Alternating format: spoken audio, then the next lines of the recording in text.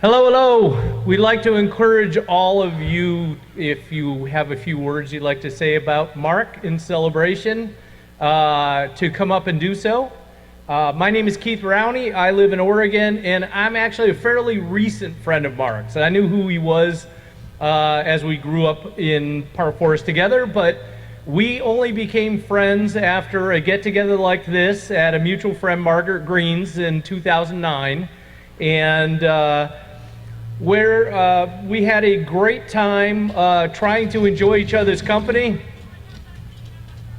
and share tequila, and we ended up having to play a game of hide the tequila bottle for one of our mutual Rich East friends who, let's just say, was a mean drunk and kept trying to run away with our tequila.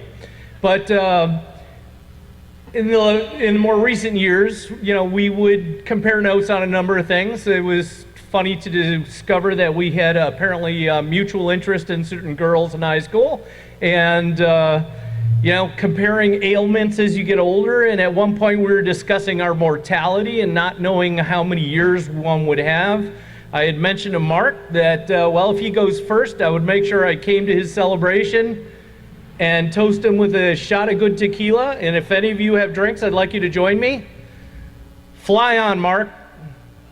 Yeah. Mark.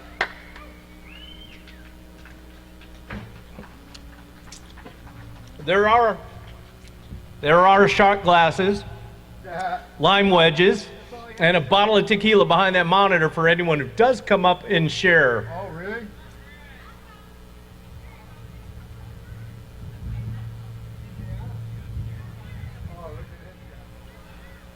I got my shot.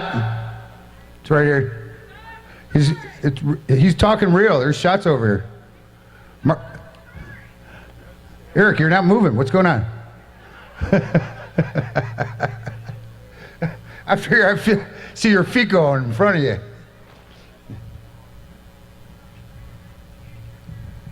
Well, I'm going to say that I'm going to really miss my fishing partner.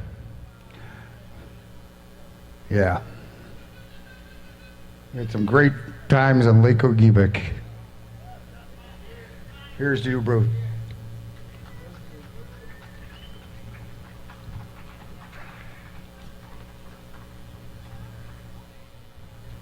I'm going to keep it very short and sweet. I first met Mark in 7th grade, and you all know him as Blue because of his beautiful eyes, which all of the girls there had crushes on him. He chose my friend Carla, who's not here today. So to you, Blue, cheers. Cheers. Cheers.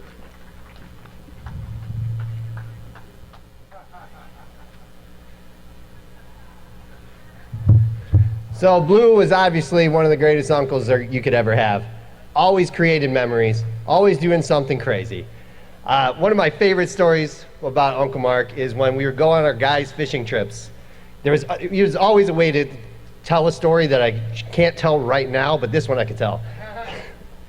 So we brought a bunch of paintball guns up there one year, and me and all my friends are shooting paintballs at each other, and we're loaded in 4 sweatshirts, 3 pairs of sweatpants, but it's 80 degrees out or whatever, and Blue's looking at us like, you guys are crazy. So he takes his shirt off, he rips off his cut-off shorts that he would always wear, puts mud all over his body and says, give me a 10-minute head start, find me in the woods.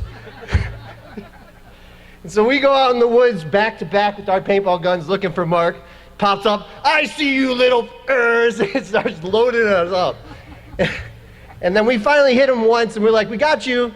And he starts walking away, and then he decides, you know what, never mind, I'm not done. He turns around and says, I ain't dead yet, and starts loading us up, and we don't have weapons as we're walking out of the woods. Paintball after paintball after paintball. But that's Blue. You always have a good story when you hang out with the man, so cheers to Blue.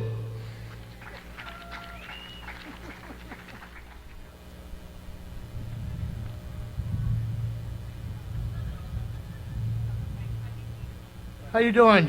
My name's Randy. I met Mark in high school over a piece of gum.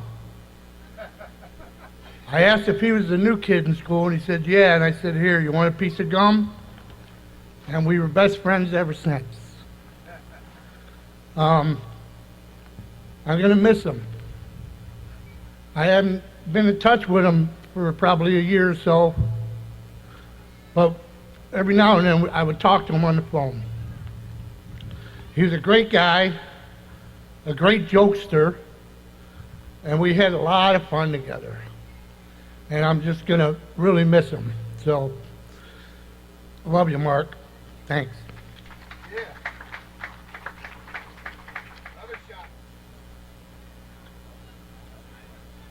You know, I start choking up. It's really hard.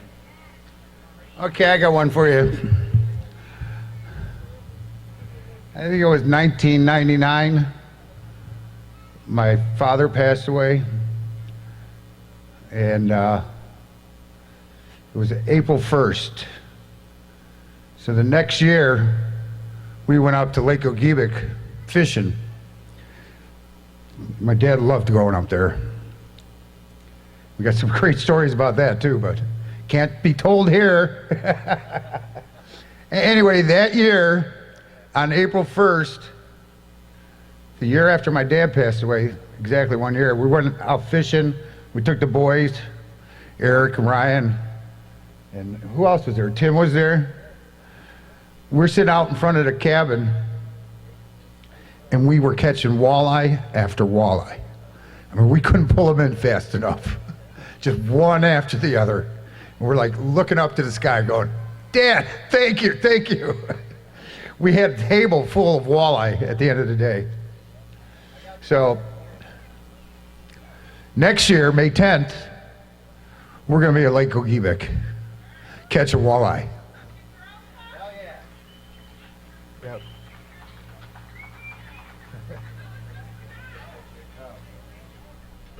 So I got a question for everybody out there. Everybody remembers Mark with that box, right? He had a box that said Bush beer on there. Yeah. He carried it everywhere. Well, we're going to open it up, and everybody's going to grab a can, crack the can. If you don't want to drink it, you pour it out, but we're going to toast with a Bush beer to this song.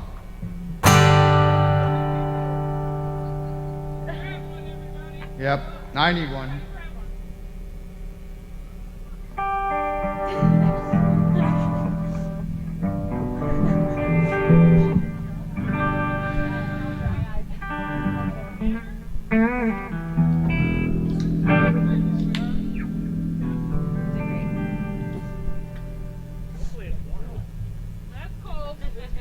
He loved it warm. He loved it warm. He carried it up to his room, right past the fridge. The whole thing would go upstairs, and I wouldn't see anything come down. When he lived in Homer Glen, his closet was stacked full of Bush cans. It was, literally. I walk in there and go, I won't walk into this room again. No, no.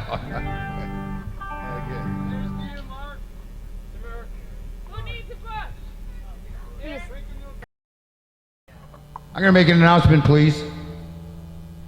My kid's mother was a crepe maker. She learned it from her mother. Crepes are Swedish pancakes. And all the Swedish pancake crepe eaters that Irene passed down to Karen, and now they desire so much, are going to take a group picture.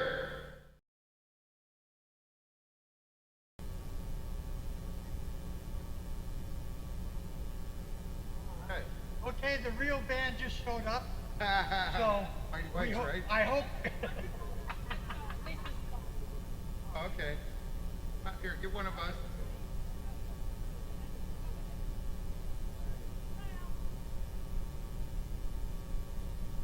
I just found like a piece.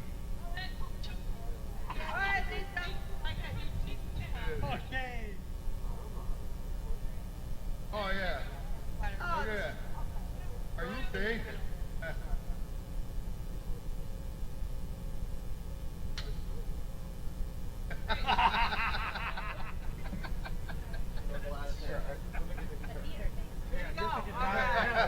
That's better.